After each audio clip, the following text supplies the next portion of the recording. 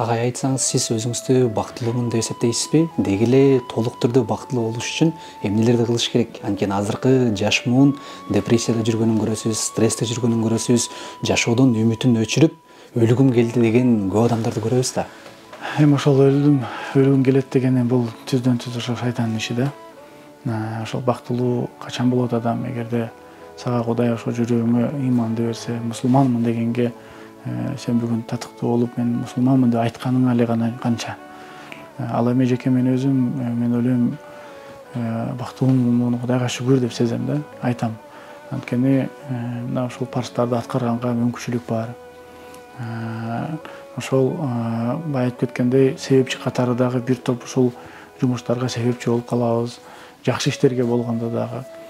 Кудайга шүгүр, ата энем көз алдымда, үй бүлө көз алдымда дегендей, бала чака бардыгы аман эсен.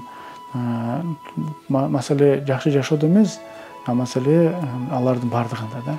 Бардыгына Кудайга шүгүр деп жашаш керек деп ойлойм да. Мен бул жерде бир нерсени айтып коет элем. Муса пайгамбар убагында, эми ал пайгамбар Кудай менен сүйлөшкөн пайгамбарлардын бири да. Кетип атканда анан жолдон бир бай адам жолугуп калат экен да. Бай адам жолугуп калып, сен Кудайга кетип атпсың, сен барсаң айтып койчу, мен ушул байлык ушунча көп келип атат, мен билбейм, ушуну бир токтотуп койсо жакшы болот эле, ашып эле баратат дейт да. Анда бир аз өтүп барса, бир өтө кедей киши болгон болот. Ал айтат, сен Кудайыңа айтчы, эмне деген ушундук, мен эчтекем жок, дагы канча мен ушинтип жашайм деп айтат да. Анан баягы Муса пайгамбарыбыз бар, анан унутуп калып кетип атканда Алла Таалам өзү айтат, сен сага эки киши аманат айтты эле, ошону айта бар. Жанагы бай адамга айтып кой. Ал шүгүрчүлүктү көп кылат экен. Шүгүрчүлүк токтотсун, байлыгы токтойт деп айтат. Ал эми жанагы кедей бала айтат экен, кедейге айтып кой дейт экен, ал эч качан тооба кылбайт экен, шүгүр кылбайт экен. Ар дайым эле наалат боло берет экен, недовольный да, мындай недовольный боло берет экен. Ошонусун токтотсун, анан мен берип баштайм дейт да. Анан келип эле кетип атканда жана эки кишиге жолугуп калат экен.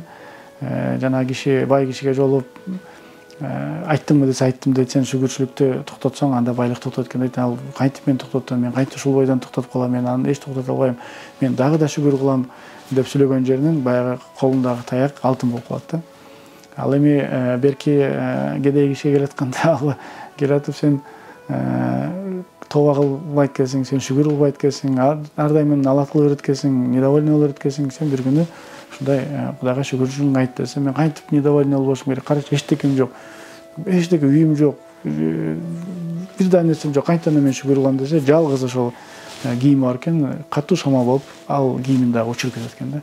Айтайын дегеним ошол сыяктуу эле бул дүйнөдө ошо шүгүрчүлүк кылса, жана айтып атпайсызбы, өтө көп адамдар неметип кетти депчи, шүгүрчүлүк кылып, Кудайдан тилеп, Кудайдан үмүттү үзбөш керек деп ойлойт элем.